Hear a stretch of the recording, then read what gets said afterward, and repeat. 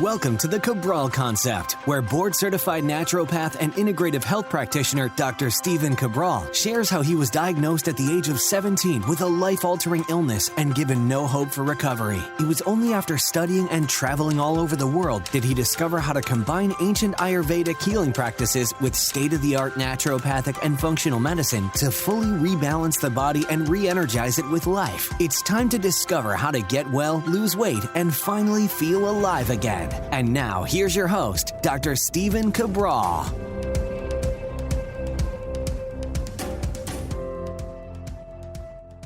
Welcome back, everyone. We're here today with our second Cabral HouseCall of the weekend. Thanks so much for joining me.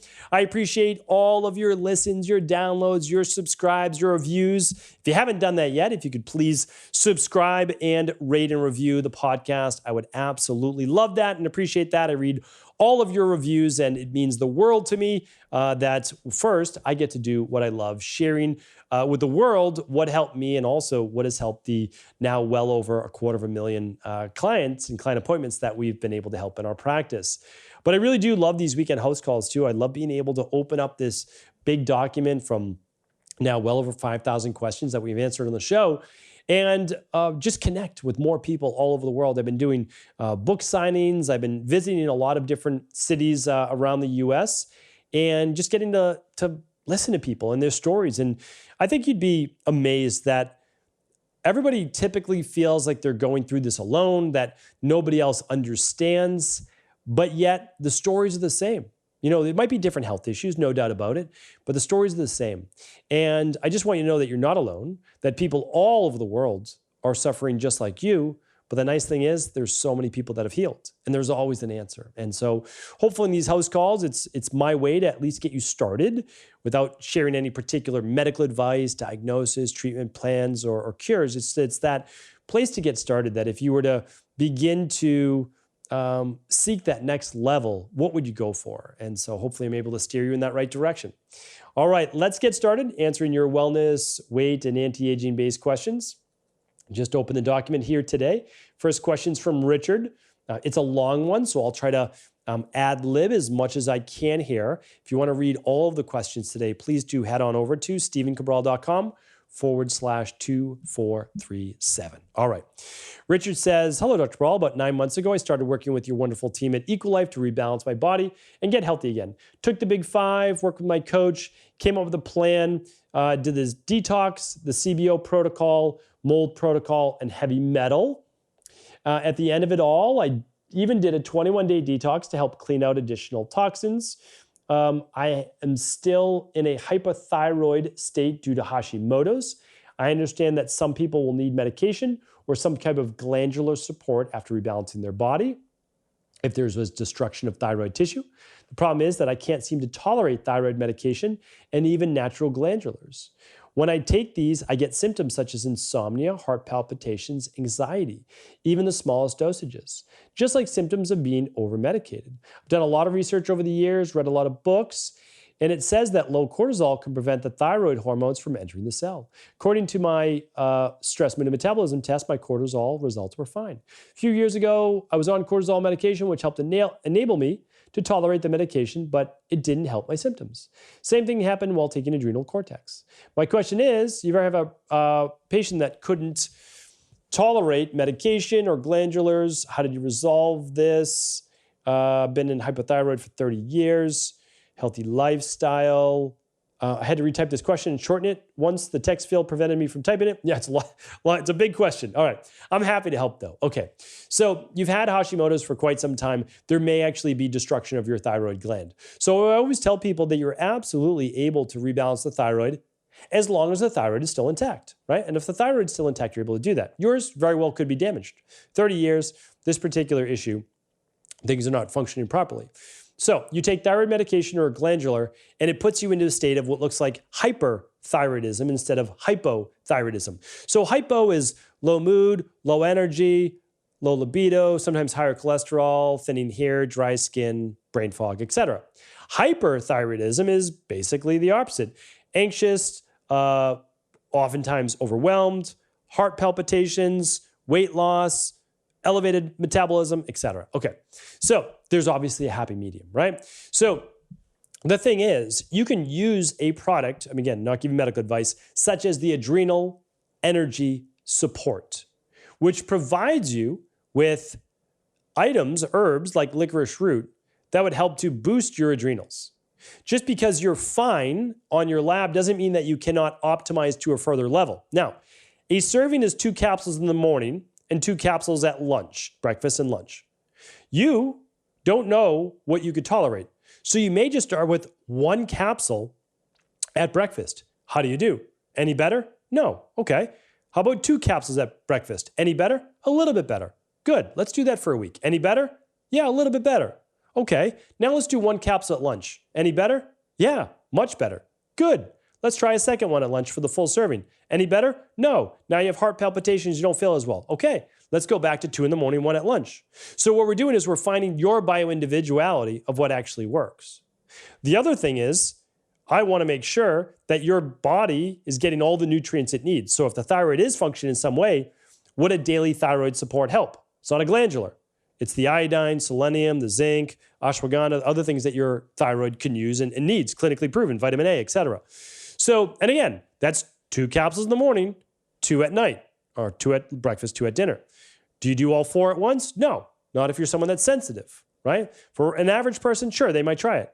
But you might do 1 at breakfast. So I can't tell you exactly what to do. You should always work with your practitioner, but that's what I would look at first, without a doubt. Like without a doubt. And I would make sure that your vitamin D is optimized. So if you're not taking vitamin D, absolutely optimize that as well. All right, Richard? Keep up the great work. I mean, you're doing fantastic. So let's just keep on keeping on and figure out this last part.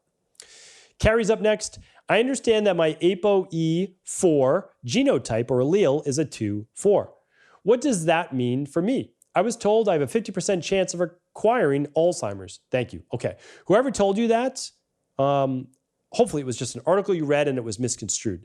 If a practitioner told you that, they should never do that. That is the most nocebo effect, and also it's incorrect information. All right. I have a bunch of podcasts on APOe genotypes. Please ask that at cabralsupportgroup.com, and the amazing Michelle will help you find that. If you cannot, so you can just go to stephencabral.com/podcasts and literally just type in allele, A-L-L-E-L-E, or APOe, and you should be able to find it. Okay. So the only people who have a much greater chance of developing Alzheimer's is the APOe genotype 4-4. But that doesn't mean there's a 50% chance that they'll get it. Even if you have a 4-4, doesn't mean that you have a 50% greater chance of getting it.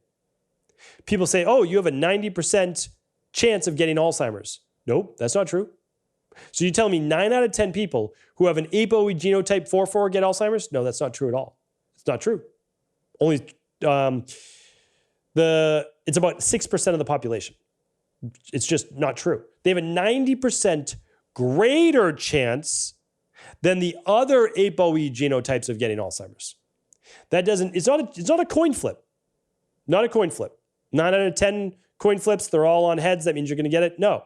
It's a 90% greater chance. Still doesn't mean you need to get it. Okay. The next group that is most susceptible is a 3-4 for getting Alzheimer's. A 2-4 still contains the 4. You don't want the 4. Okay. You have a 2-4, but a 2-4 is more protected than a 3-4 or a 4-4. So just sharing that with you. Whoever told you that, you don't have a 50% greater chance. You don't have a 50% chance of getting Alzheimer's. You have a slightly greater chance of potentially getting Alzheimer's, but it's also not just based on this specific allele. So go back, check out my podcast on Alzheimer's. I did a 3-part series that literally you go through all of the different reasons why someone gets Alzheimer's. It's not a mystery.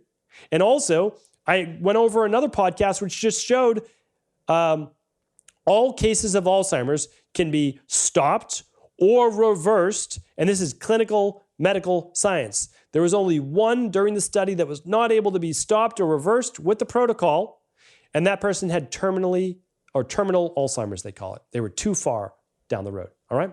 So hopefully that was helpful and kind of put your mind at ease. It does mean still be healthy, right? Still do those right things, but No, whoever told you have a 50% chance of getting Alzheimer's was incorrect. Sandra's up next. My almost 6-year-old son has had a cut under his big toe where the toe meets the foot, and sometimes it looks irritated and other times it dries out. The cut runs from end to end on his toe, at one point on both big toes, and now only one. I've tried fully drying it out with a hair dryer during the winter, applying tea tree oil treatments, but this one cut is always there. Do you have any advice on what it can be and how to heal it? Yeah, it's possible that it's a fungal infection or a certain like psoriasis of the foot that's showing up as a cut. Probably not psoriasis, but, and again, I'm not giving you medical diagnosis here. I've seen it most often with fungal-based infections, like an athlete's foot type thing. And typically what we do is we do some diluted apple cider vinegar and water soaks once or twice a day. You could also just do a spray and let the foot dry. It has to be directly over the whole area in that particular cut. If it's an open cut, it will sting, so don't do that. You could certainly do coconut oil instead. The tea tree oil may not just be working for you quite yet. Colloidal silver spray can often be very effective with that as well. And then just look at like moisture wicking socks that he's wearing during the day too, that it does not allow moisture to just sit there. That can be very, very helpful.